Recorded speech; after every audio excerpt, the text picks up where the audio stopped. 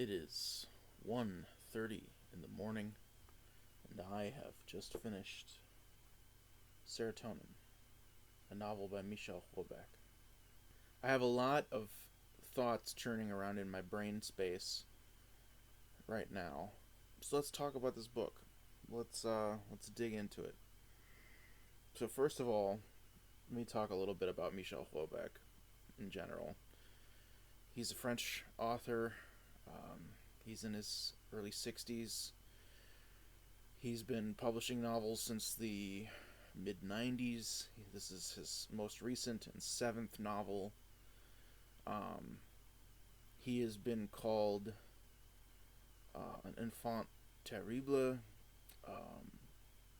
He's been called racist, Islamophobic, homophobic, misogynistic, a provocateur. He's also been called essential. There's a quote on the back of this book from our friend Karl Ove Knausgaard.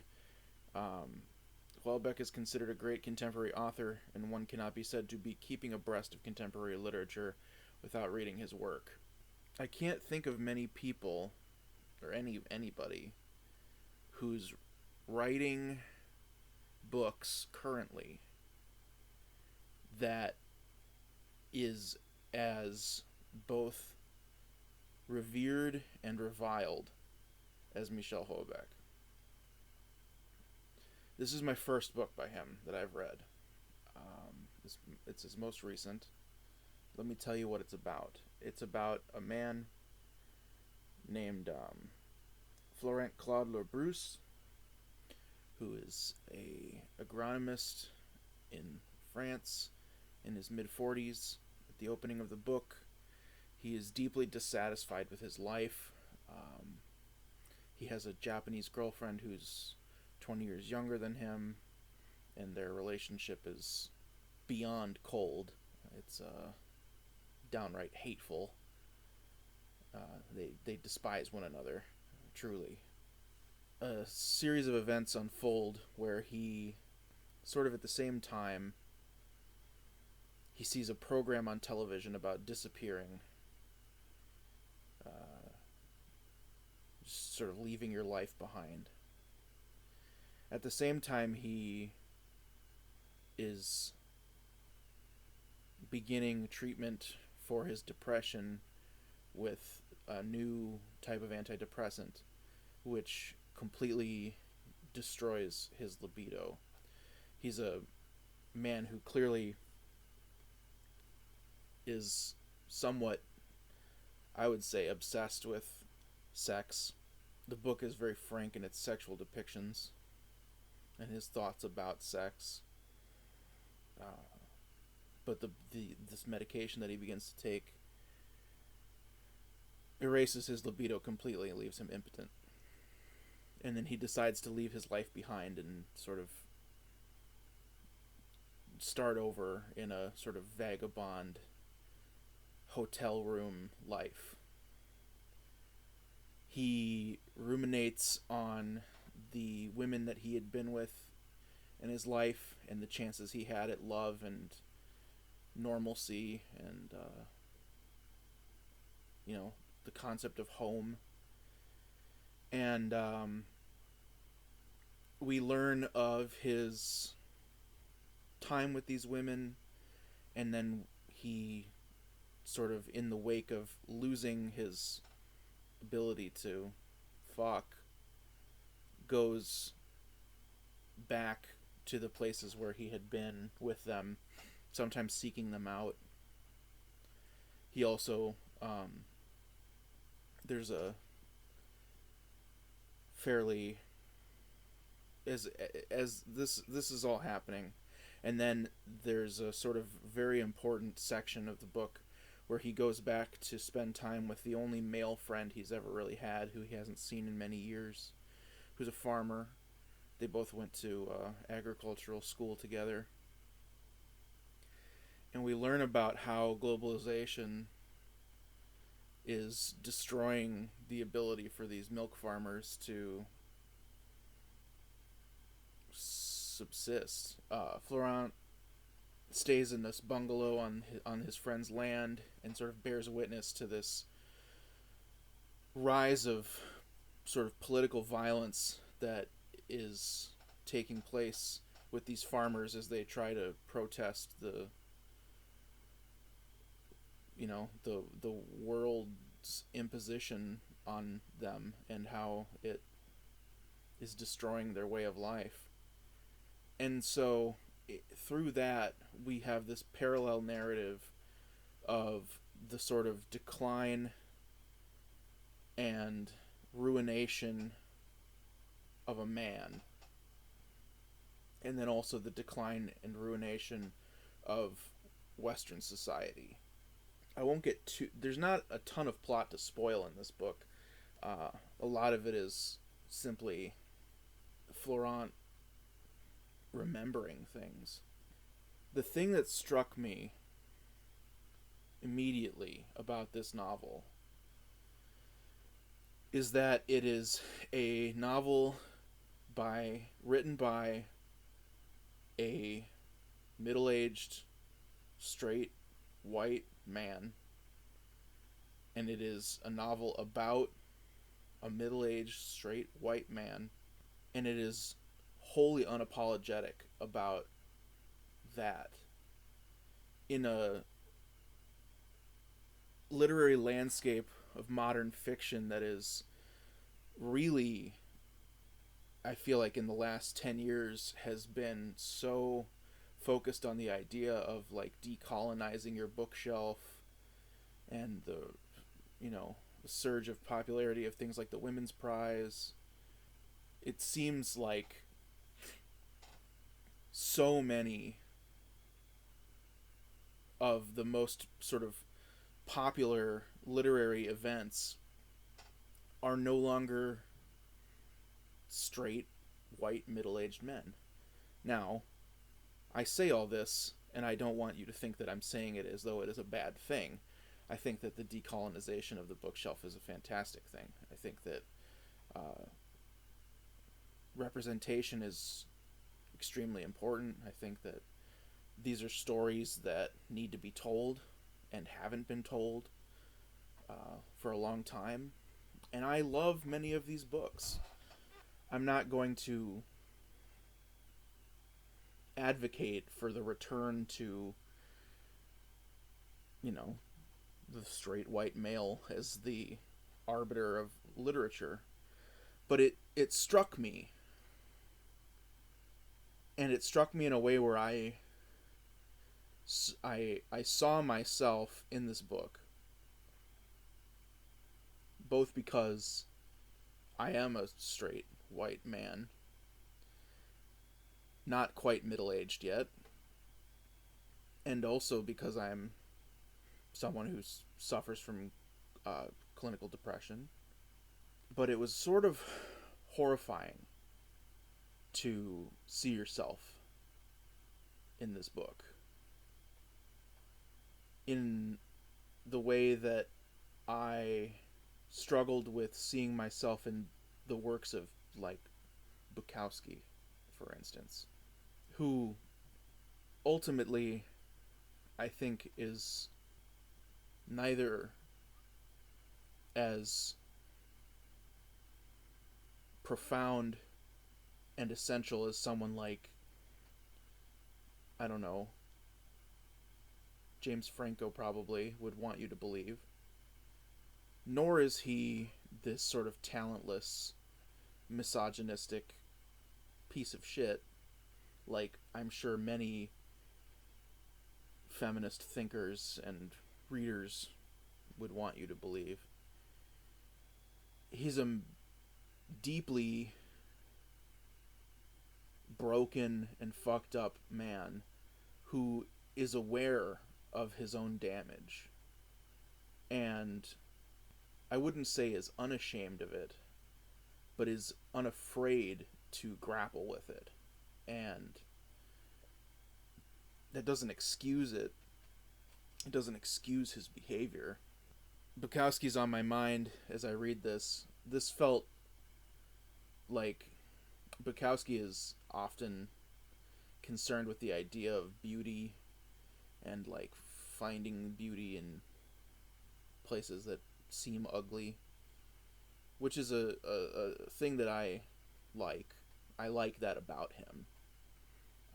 This, though, there was something harmonious about this book to me. When I saw myself in it, I was horrified, but I couldn't deny that I saw myself in it. Not just because of the depression, but because of the sort of unremarkableness of the narrator and his sort of position in the world. He is a person who is going out of vogue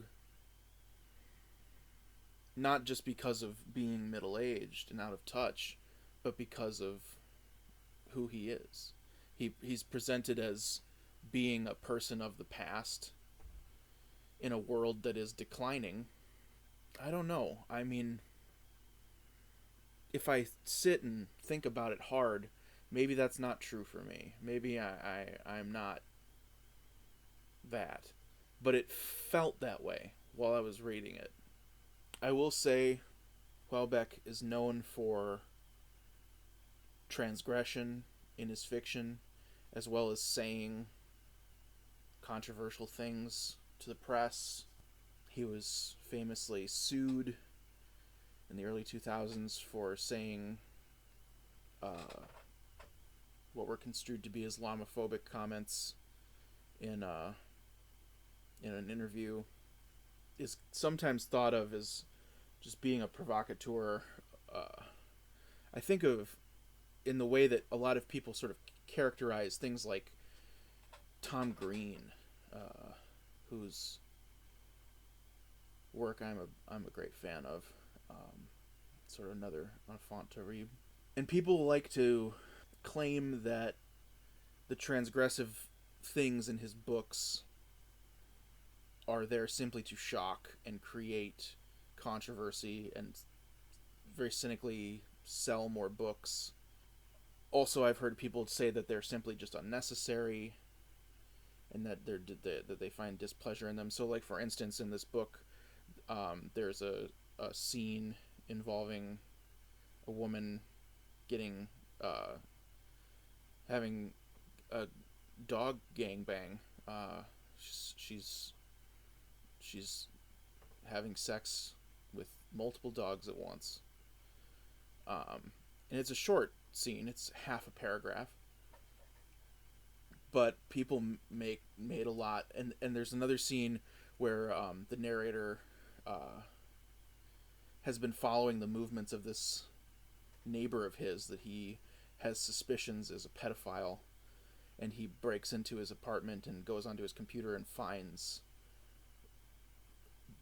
child pornography that this man has made, and he watches it, and it's described in detail, in explicit detail. People have made a lot out of those two things happening in this book, and I think that the people who say that it's unnecessary certainly have more to their argument than people who are saying that he's simply doing it to sell books. I think that transgressive fiction, why should you have to justify the inclusion of these things in your work? They're moments that are meant to show us who these characters are. The Yuzu, the girlfriend who has sex with dogs, is sort of painted in this very negative light, and sort of in a very problematic way, sort of boiled down to just being a whore, a dirty, disgusting whore. And what's more that than getting gangbanged by dogs? At the same time, the reaction of Florent to the child pornography, and his reaction to the pedophile, how he deals with the situation is so telling about what kind of person he is. These things serve a purpose. It's not simply there to shock you for the purpose of shock. I feel confident. Houellebecq, in his, personal life, he wrote an essay for Harper's that was a sort of lukewarm praising of Donald Trump. He sort of praised him for shaking things up, and he called him, like, hang on, let me, he said, on a personal level, he is, of course, pretty repulsive. If he consorted with a porn star, that's not a problem. Who gives a shit? But making fun of handicapped people is bad behavior. Things like that are immediately going to turn people off of him. I think that it's become trendy to not take people as a whole. This is not going to be some sort of rally against cancel culture. I'm certainly far from the most politically correct person in the world, but I'm also not against the idea of, canceling people. But I do think that we have stopped looking at people in totality. And that's just a sort of general statement. I think that people more and more are being defined by pieces of their personality and their actions. We need to make sure everyone remembers that John Lennon beat his wife. That is true. John Lennon beat his wife.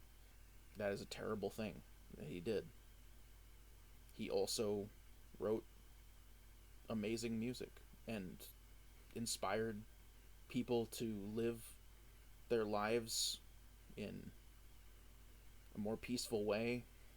Maybe it's corny to say something like that, but in total, are we looking at John Lennon as a net positive? I would say yes. Maybe I'm wrong. Maybe it's not my place to decide. But Houellebecq is a person who's not afraid to talk about things like that and praise Donald Trump in some ways. And because of that, people, I think, consider him to be this iconoclast, enfant terrible. But I think that he's more than that. He's a person who is deeply concerned with the way that the world is going. He sees society as dying. And not just in a literal way. Though there is, of course, our own self-prescribed apocalypse of climate change and rising sea levels. But that our culture is becoming more toxic, more radical, more fractured. And people in America feel that, I think, more than anywhere right now, that things are so binary and contentious. It feels like the world is ending. And this is a book where we follow the world ending, but the world ending is itself a metaphor for the life ending. The decay and degradation of one man's existence. And it's a deeply sad book. It's a deeply, deeply sad book. It's a deeply disturbing book, and not just because of bestiality and child pornography. It's a book that unsettles me because it reminds me that I am doomed, ultimately. We all are doomed people. And because of that, I found it to be essential. it spoke to me in ways that few things do. And warts and all, I found it to be incredibly moving. This, like I said at the beginning, this is my first Houellebecq. I intend to read more by him, including, yes, Submission, which is a book that is incredibly controversial. For those who don't know, it's a takes place in the near future of when it was written, 2022, and it's about how the an Islamic party is able to win parliament and take over the French government and impose basically Sharia law onto France, impose Islamic religious values into law in France, and the results of that.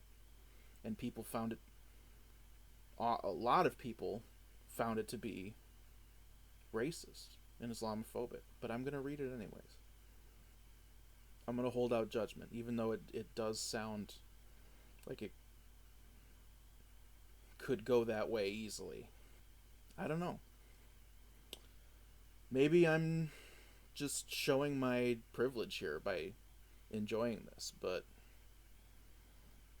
I did greatly. I can't recommend this book to most people. I would say that I can only think of one person that I know in my personal life who I think would like this book.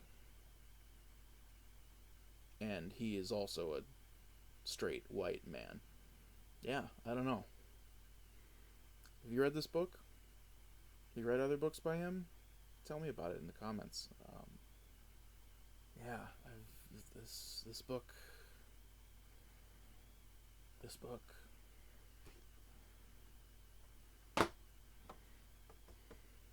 Night, y'all.